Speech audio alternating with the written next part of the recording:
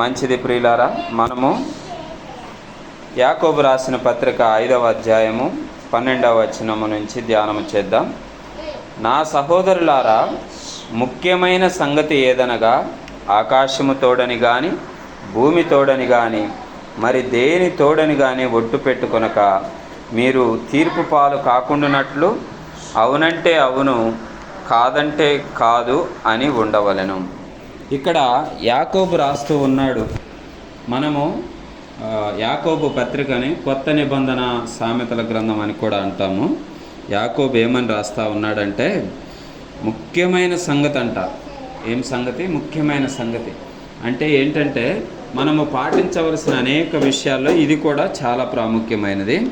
అదేంటంటే, ఆకాశము తోడని కానీ భూమి తోడని కానీ మరి దేని తోడని కానీ ఒట్టు పెట్టుకొనక మీరు తీర్పు పాలు కాకుండానట్లు అవునంటే అవును, కాదంటే కాదు అని ఉండవలెను.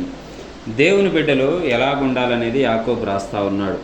మనము చాలాసార్లు చాలా సందర్భాల్లో గొడవలు జరిగినప్పుడు, సమస్యలు వచ్చినప్పుడు ఎదుటివారిని ఒప్పించడం కోసము మనం ఏమంటాం? తల్లితోడు అంటాం, తండ్రితోడు అని చెప్తాం, నీ మీదొట్టు అంటాం, లేదా ఇదిగో ఆకాశముతోడు, నేను ప్రేమించే పలానా వారితోడు అని చెప్పేసి ఒట్టు పెట్టుకుంటాం.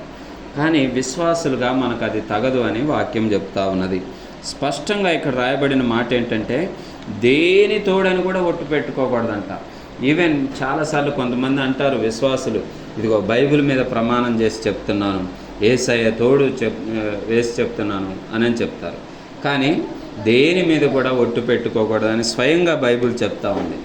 ఎలాగా మాట్లాడాలి అంటే, మనము అవును అంటే అవును, కాదంటే కాదు. నేను పలానా పని చేశాను అంటే చేశాను, చేయలేదంటే చేయలేదు, అంతకు మించి ఎక్కువ మాటలు మాట్లాడకూడదని చెప్పేసి వాక్యము సెలవిస్తూ ఉంది. మరో చోట రాయబడి ఉంటుంది కదా, నువ్వు అవునంటే అవుననాలి, కాదంటే కాదనాలి, ఇంతకు మించి వచ్చినది దుష్టుడి నుంచి వచ్చినదే అని చెప్పేసి బైబిల్ సెలవిస్తూ ఉంటుంది. కాబట్టి మన మాట ఎప్పుడు కూడా స్పష్టంగా సూటిగా మనం అవునంటే అవును, కాదంటే కాదు అని అనాలని వాక్యం సెలవిస్తూ ఉంది. ఇంకా యాకోబు రాస్తూ అంటూ ఉన్నారు కదా, మీలో ఎవరికైనాను శ్రమ సంభవించినా అతడు ప్రార్థన చేయవలెను. శ్రమ వచ్చినప్పుడు మనం ఏం చేయాలనేది దేవుడు ఇక్కడ మనకి స్పష్టంగా చెప్తా ఉన్నాడు. శ్రమ వచ్చినప్పుడు మనుషులను ఆశ్రయించొద్దు, శ్రమ వచ్చినప్పుడు కృంగిపోవద్దు, శ్రమ వచ్చినప్పుడు వేదన చెంది దిగులు చెందొద్దు. కానీ శ్రమ వచ్చినప్పుడు మనం ఏం చేయాలంటే అతడు ప్రార్థన చేయవలెను. హల్లెలూయా.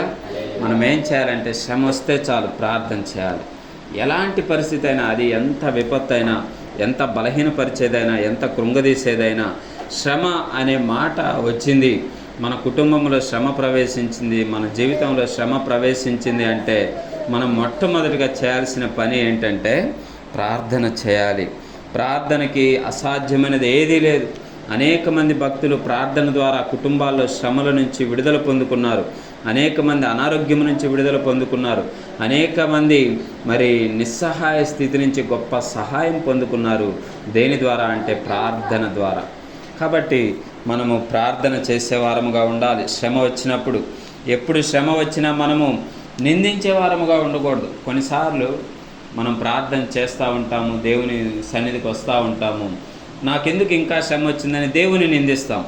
అయ్యో, నేను రెగ్యులర్గా వస్తున్నాను కదా ప్రార్థనకి, రెగ్యులర్గా ఆయన సన్నిధిలో మోకరిస్తున్నాను కదా, నేను ఏ వారం కూడా మరి డుమ్మా కొట్టకుండా నేను దేవుని సన్నిధికి వస్తున్నాను కదా, నాకెందుకు శ్రమ అని దేవుని నిందించొద్దు. కానీ శ్రమ వచ్చినప్పుడు మనము ప్రార్థించే వారంగా ఉండాలి.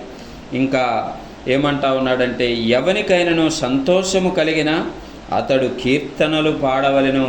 సంతోషం కలిగినప్పుడు ఏం చేయాలంట? విశ్వాసి కీర్తనలు పాడాలి, పాడి స్తుతించాలి. చాలామంది సంతోషం కలిగితే పార్టీలని, దావతులని ఎక్కడెక్కడికో వెళ్ళిపోతూ ఉంటారు, దేవుని మర్చిపోతారు. సంతోషం కలిగినప్పుడు, శ్రమ వచ్చినప్పుడైతే దేవుని గుడికి వస్తారు, శ్రమ వచ్చినప్పుడు ప్రార్థన గుర్తొస్తుంది, శ్రమ వచ్చినప్పుడు దైవజనుడు గుర్తొస్తాడు, శ్రమ వచ్చినప్పుడు మరి దేవుని సన్నిధి గుర్తొస్తుంది.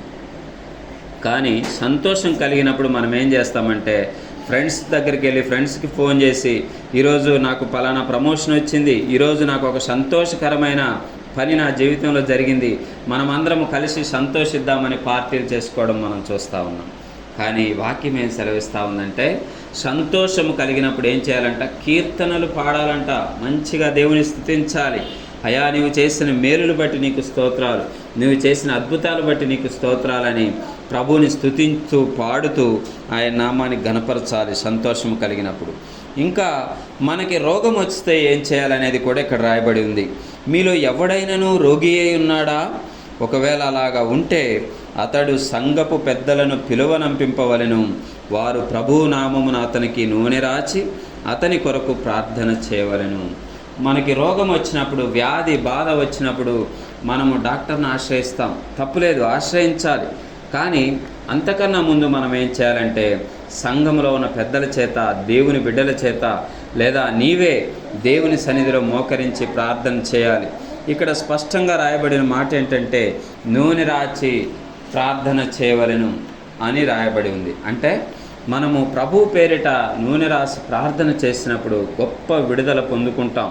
అది ఎంత భయంకరమైన రోగమైనా, అది ఎంత బలహీనపరిచే రోగమైనా, ప్రాణాంతకమైన రోగమైనా కానీ మరి దేవుడు మనల్ని స్వస్థపరుస్తాడు.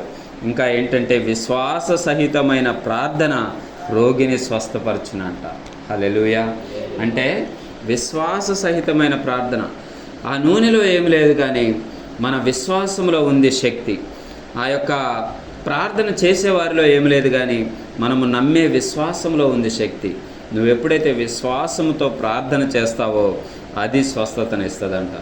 ఒకవేళ బహుశా మనకి విశ్వాసం లేకుండా ఎంత పెద్ద దైవజనులు వచ్చి ప్రార్థన చేసినా మనము స్వస్థత పొందుకోలేం. పరిశుద్ధ గ్రంథమైన బైబిల్లో ఒక మాట ఉంటుంది, యేసు ప్రభువుని అక్కడ ఉన్నవారు, తన అన్నదమ్ములు, తన కుటుంబస్తులు నమ్మలేదు గనక ఆయన అక్కడ అద్భుతాలు చేయలేకపోయాను అని రాయబడి ఉంటుంది. యేసు ప్రభు అన్నీ చేశారు, కానీ ఆ ఒక్క చోట మాత్రమే ఆయన అక్కడ ఎక్కువ అద్భుతాలు చేయలేకపోయాను అని అంటే. ఎందుకో తెలుసా? విశ్వాసం లేని చోట ప్రభు కార్యం జరగదు. నువ్వు ఎంత పెద్ద దైవజనుడి దగ్గరికైనా వెళ్ళు, నువ్వు నమ్మకుండా, విశ్వసించకుండా దేవుడు నీ జీవితంలో కార్యం చేయడు. కాబట్టి మనము రోగిగా ఉన్నప్పుడు విశ్వాస సహితమైన ప్రార్థన చేసుకొని ప్రభు మనల్ని స్వస్థత పరుస్తాడు. ఇంకా ఏమంటున్నాడు? ప్రభు అతని లేపును, అతడు పాపములు చేసిన వాడైతే పాపక్షమాపణ కూడా దొరుకుతుందంట.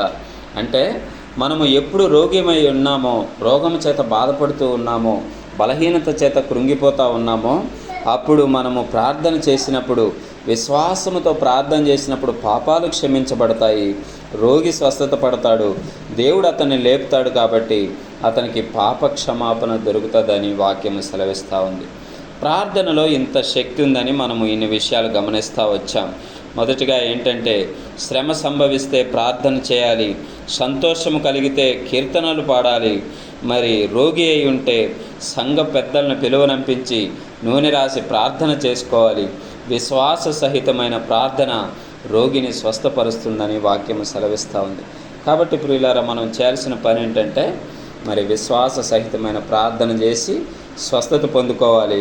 అదే రీతిగా ఆ ప్రార్థన ద్వారానే దేవుడు పాప క్షమాపణ కూడా ఇస్తానంటా ఉన్నాడు. కాబట్టి పాప క్షమాపణ పొందుకొని ఆయనకి ప్రియమైన బిడ్డలుగా జీవించడానికి దేవుని కృప పొందుకొనులాగా